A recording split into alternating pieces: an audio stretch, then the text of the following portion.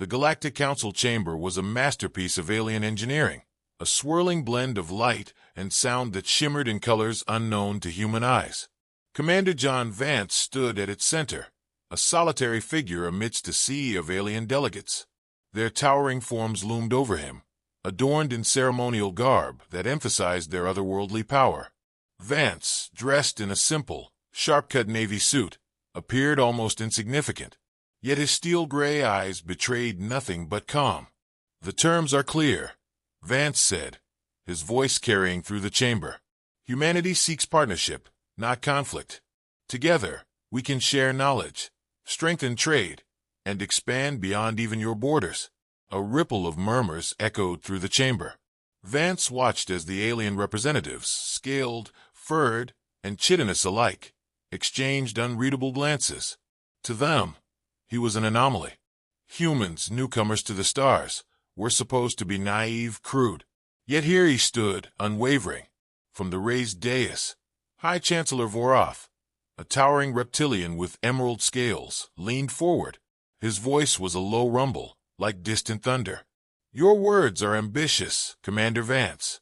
But ambition can be dangerous. Your kind advances too quickly. It destabilizes order." Vance kept his expression neutral. "Adaptability is our strength, Chancellor. The same strength we bring to this council." "Perhaps too much strength," Voroff hissed. The murmur stilled. A chilling quiet descended. Vance tensed, a subtle shift in his posture. His instincts, honed from years of military service before diplomacy, screamed danger. He scanned the room, noting the subtle movements of the guards stationed along the walls, uniform shifts, tightened grips on alien weaponry. The realization hit him an instant too late. The chamber door sealed with a resonant clang, and the artificial gravity spiked, nearly driving Vance to his knees. A shimmering energy field enveloped him, isolating him from the dais. "Commander Vance," Voroff intoned, his voice dripping with mock regret. "Humanity's unpredictable nature threatens the harmony we have cultivated for millennia. For the greater good, we must ensure your species does not disrupt it further." The first blow came swiftly.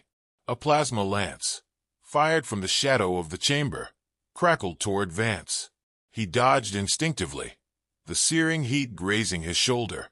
Pain flared, but he used it to sharpen his focus. The council's trap had sprung. His hands moved to the concealed device at his belt, a relic from his time in the Earth Defense Force. With a click, the device activated, shorting the energy field. He rolled as a second plasma shot struck the ground where he had stood, drawing his compact plasma blade in a single fluid motion. The room erupted into chaos. Alien guards poured in, armed with exotic weapons and clad in advanced armor. Vance darted between them, a blur of motion. He parried a strike from a multi-limbed attacker, the blade slicing cleanly through its weapon. A swift kick sent the alien sprawling. His mind worked furiously. The council hadn't just planned to kill him. They aimed to frame humanity as an aggressor. This wasn't just an assassination. It was an act of war. He spotted the environmental controls at the chamber's edge and sprinted toward them, dodging incoming fire. A hulking insectoid guard intercepted him, mandibles clicking in triumph as it raised its weapon. Vance feinted left before diving under its bulk, driving his plasma blade into its unarmored underbelly. The alien screeched and collapsed. Reaching the console, he bypassed its security protocols with practiced ease. Human ingenuity, after all, had a knack for cracking even the most sophisticated alien systems. The lights flickered, and the gravity shifted erratically. Alien guards stumbled, their physiology ill-suited for sudden changes. Vance, however, had trained under far harsher conditions. He seized the moment of disarray, vaulting over an incapacitated guard and taking cover behind a crystalline column. His earpiece crackled to life, a garbled transmission from his ship. "Commander Vance, this is Resolve. We've lost contact with the station. Do you copy?" "Copy," Vance replied, keeping his voice low. "Council's gone hostile. Initiate silent protocols. Await further orders." "Understood. Good luck, sir." Luck wasn't something Vance relied on. Strategy, preparation, and sheer force of will were his tools. As more guards poured in, he noted their movements, patterns in their attacks. They were disciplined but predictable, reliant on overwhelming force. He could exploit that. Grabbing a fallen guard's energy rifle, he adjusted its settings to overload and hurled it into the advancing squad. The resulting explosion sent fragments of armor and sparks flying, giving him a precious window to escape. The corridors of Unity Nexus were a labyrinth, but Vance had memorized the station schematics during his flight in. He navigated with precision, avoiding patrols and using maintenance shafts to stay out of sight. Every step was calculated, every decision weighed. In a quiet moment, he paused to assess his injuries. The plasma graze burned fiercely, but he pressed a compact medical patch against it, gritting his teeth as it sealed the wound. Pain was a distraction he couldn't afford. His thoughts turned to Earth. The Council's betrayal meant the threat extended beyond him. They feared humanity's potential, and that fear would drive them to preemptive action. Billions of lives were at stake, but they had underestimated one critical thing. Vance wasn't just a diplomat. He was the Baba Yaga, a specter from humanity's shadowed past. His enemies had whispered his name with dread during the orbital wars, and now the aliens would learn why. Reaching a secured terminal, he accessed the station systems. Security feeds showed the Council deliberating in a private chamber, their expressions a mix of satisfaction and unease. They hadn't expected him to survive this long. "Big mistake," he muttered, uploading a virus into the station's network. The lights flickered again and alarms blared. Confusion spread like wildfire among the guards. The screen displayed his escape routes, but Vance didn't leave immediately. He stared at the Council's image, memorizing their faces. They had made their move. Now it was his turn. The chamber trembled as Vance detonated a controlled blast near the central power grid, plunging sections of the station into darkness.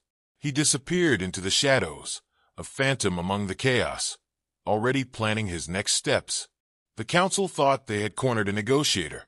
Instead, they had unleashed a hunter. The lower decks of Unity Nexus were a stark contrast to the gleaming halls above. Here, dim lights flickered against corroded walls, the air thick with the metallic tang of neglected machinery. Commander John Vance moved silently through the shadows, his sharp eyes scanning for threats. The station was in disarray, thanks to the sabotage he had orchestrated earlier. But he knew the reprieve would be temporary. The Council would regroup, and when they did, they'd come at him harder. He needed allies, and fast. A faint sound caught his attention, voices low and tense, coming from a locked maintenance bay. Vance edged closer, pressing his ear to the cold metal door. The voices were speaking English, rough and unpolished but unmistakable. He hesitated only a moment before overriding the lock. The door slid open with a grating hiss. Inside, 3 men froze mid-conversation. The largest of them, a hulking figure with a shaved head and arms as thick as tree trunks, sprang to his feet, his fists clenched. A lean, wiry man with sharp features and a scar tracing his jaw reached for a makeshift weapon, a length of jagged piping. The third, a younger man with sandy hair and wide, startled eyes, simply gawked. "Relax," Vance said, stepping into the room with his hands raised slightly. "I'm not here to hurt you." The big man snorted, his voice a deep Texan drawl. "Well, ain't that comforting?" "Who the hell are you?" "Commander John Vance, Earth Diplomatic Corps." He paused, letting the weight of his name sink in. "And I'm guessing you're not here by choice." "No kidding," the wiry man muttered, lowering the pipe but not his guard. "Name's Tex Henderson, pilot for the Independence. The Council shot us down and dragged me here." The younger man cleared his throat nervously. "I'm Eric Daniels, but everyone calls me Document. I was on a supply run near the Korth Belt. Got ambushed." "And him?" Vance nodded toward the big man. "Grizzly," Tex said with a smirk. "Marine. Captured during a border skirmish. He doesn't talk much, but when he does, it's usually bad news for the other guy." Grizzly grunted, folding his arms. "Why were you here, Commander?" "The Council tried to kill me," Vance replied bluntly. "And now they're framing humanity for an attack we didn't commit. If we don't act fast, They'll use it as an excuse to wipe us out. The room fell silent. Tex let out a low whistle. Well, hell, you don't sugarcoat, do you? Don't have time to, Vance said. I'm building a resistance. I need skilled men.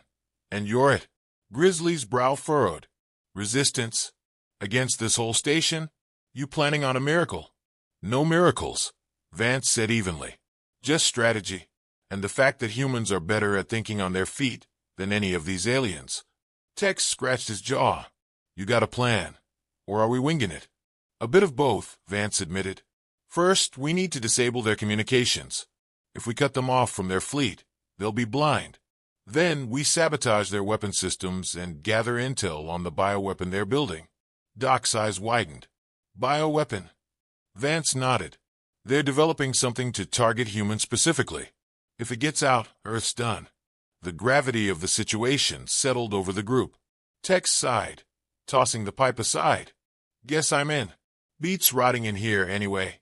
Me too, Doc said, though his voice trembled slightly. I'm no fighter, but I can patch you up if things go south. Grizzly cracked his knuckles. Let's get to work. Vance allowed himself a rare smile. Good. Let's move. The group navigated the labyrinthine corridors of the lower decks, avoiding patrols and using maintenance tunnels to stay hidden. Vance led with confidence, his memory of the station's schematics proving invaluable. Along the way, they scavenged supplies, energy cells, discarded weapons, and scraps of alien tech. Tex proved invaluable, his experience with alien machinery allowing him to jury-rig devices from seemingly useless parts. Ain't pretty, he said, holding up a crude EMP grenade. But it'll do the trick. Doc, meanwhile, cobbled together medical supplies from whatever he could find. Might sting a bit, he said, handing Vance a syringe of hastily synthesized coagulant, but it'll keep you standing. Grizzly remained quiet, his imposing presence enough to deter any would-be attackers. When they encountered a trio of alien guards, he dispatched them with brutal efficiency, his fists breaking armor as though it were glass. The first major obstacle came at the communications hub, a sprawling room filled with glowing consoles and alien operators. Vance surveyed the scene from a maintenance vent, formulating a plan. Tex, can you overload the system remotely? He whispered. Not without getting in there, Tex replied. Gotta plug directly into the main console. Grizzly, and I will clear the way, Vance said. Doc, stay here and cover our retreat. The operation was swift and brutal. Vance and Grizzly moved like a well-oiled machine, incapacitating guards before they could raise the alarm. Tex slipped in behind them, his fingers flying across the alien console. Sparks flew as he rewired the system, and moments later, the room plunged into darkness. That'll buy us time, Tex said, grinning. Comms are down. They retreated into the maintenance tunnels, the sounds of confusion and panic echoing behind them. Vance led them to a secluded storage room, where they regrouped and assessed their progress. We're not done yet, Vance said, his tone grim. Next, we hit their weapon systems. If we cripple their defenses, we can take this station out for good. Tex looked skeptical. You're talking about Takin on their entire arsenal. Got any bright ideas? Vance smirked. Always. As the team prepared for the next phase, the weight of their mission hung heavy in the air. They were outnumbered and outgunned, but they had something the Council didn't. Human ingenuity, and the determination to survive against all odds. In the dim light of the storage room, Vance studied the faces of his newfound allies. They were rough around the edges, scarred by war and captivity, but they were exactly what he needed. Together, they would fight, adapt, and prove to the galaxy that humanity was not so easily broken. The weapons facility was buried deep within Unity Nexus, a labyrinth of reinforced corridors, humming with energy. Commander John Vance and his team crouched in the shadows, their makeshift gear strapped tightly to their bodies. The air was tense, charged with the knowledge that this mission would determine not just their survival, but the fate of Earth itself. Vance studied the holographic map projected from his wrist device. Facility's core is 3 levels down, he said quietly. We plant the charges, disable their power grid, and get out before they realize what hit them. Grizzly's low voice rumbled behind him. And if they do? Then we improvise, Vance replied. His tone was calm, resolute, a stark contrast to the storm raging inside him. Every step they took brought them closer to the heart of the Council's war machine, and every second increased the risk of discovery. Tex glanced down the corridor, his hand resting on the EMP grenade at his belt. A lot of firepower down there. You sure this isn't a suicide run? If it is, Vance said, locking eyes with him, we make sure it's worth it. They moved quickly and silently, Vance leading the way. He had memorized the patrol schedules and security protocols, using every bit of his training to stay one step ahead of the enemy. Doc lagged slightly behind, clutching a satchel of medical supplies and improvised explosives. His hands trembled, but his determination was evident. The first checkpoint loomed ahead, a pair of heavily armed alien guards standing at attention. Vance signaled, and Grizzly stepped forward, his massive frame moving with surprising stealth. With brutal precision, he snapped one guard's neck and hurled the other into the wall, the impact reverberating through the corridor. Clear, Grizzly muttered, his voice barely above a growl. They pressed on, deeper into the facility. The corridors grew narrower, the air colder. Alien glyphs flickered along the walls, a reminder of the Council's dominance. Vance's jaw tightened. This was no longer just a mission. It was a reckoning. When they reached the core, the sight was both awe-inspiring and chilling. Towering columns of pulsating energy stretched from floor to ceiling, casting the room in an eerie blue light. Dozens of alien technicians worked at consoles, their movements precise and mechanical. Tex, you're up, Vance whispered. We'll cover you. Tex nodded, slipping into the room with a confidence born of years of experience. He moved like a ghost, planting charges along the base of the energy columns. Meanwhile, Vance, Grizzly, and Doc positioned themselves strategically, ready to intercept any guards who might stumble upon them. The first explosion came too soon. A premature detonation rocked the facility, sending technicians scrambling and alarms blaring. Vance's heart sank as he saw a squad of heavily armed guards pour into the room, their weapons raised. Plan B, he barked, drawing his plasma blade. Grizzly roared, charging headlong into the fray. The massive Marine was a force of nature, his fists and stolen weaponry tearing through the alien ranks. Beside him, Vance fought with deadly precision, every move calculated to exploit the enemy's weaknesses. Doc surprised everyone by lobbing a makeshift chemical bomb into the advancing guards. The vial shattered, releasing a thick, noxious cloud that sent the aliens reeling. Told you I could improvise, he muttered, though his face was pale. Tex, still crouched by the energy columns, shouted over the chaos. Charges are set, but we've got a problem. The main conduit shielded. Without disabling it, this place won't blow. Vance's mind raced. The conduit would be at the center of the room, heavily guarded and nearly impenetrable. But it was their only shot. Keep them busy, he ordered. I'll handle the conduit. No way you're going alone, Grizzly growled, dispatching another guard. Watch my back, then. Vance snapped, already moving. The conduit was a massive, cylindrical structure, surrounded by a shimmering energy field. Alien glyphs pulsed across its surface, their patterns incomprehensible. Vance quickly assessed the controls, his fingers flying over the unfamiliar interface. He felt the heat of plasma bolts as Grizzly shielded him, the big man standing like a wall against the onslaught. Any day now, Tex yelled, firing wildly at the approaching guards. Almost there, Vance muttered, overriding the final security protocol.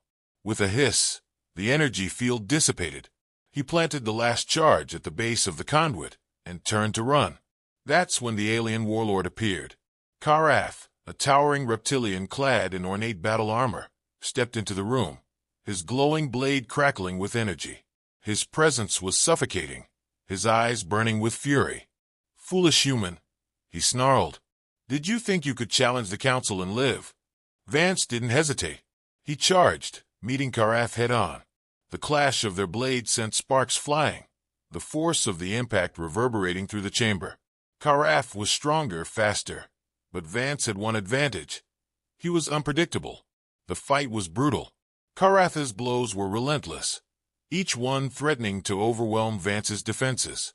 But Vance fought with a ferocity born of desperation, exploiting every opening, every misstep. Around them, the battle raged, his team holding their ground against overwhelming odds. Finally, with a deft maneuver, Vance drove his blade into Karatha's chest. The warlord staggered, his expression a mix of shock and rage, before collapsing in a heap.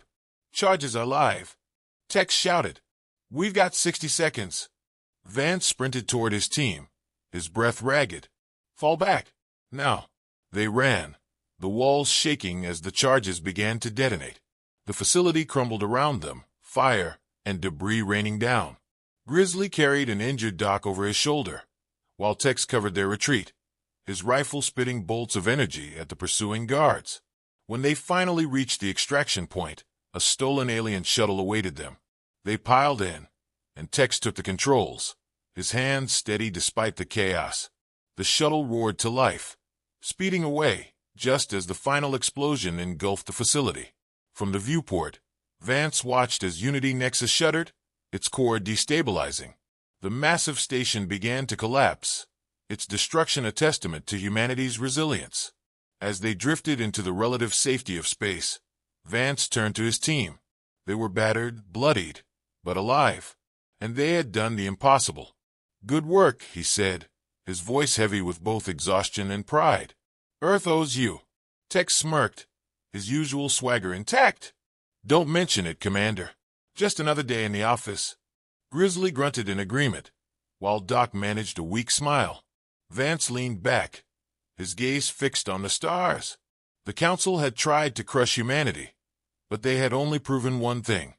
Humans were survivors, and this was just the beginning.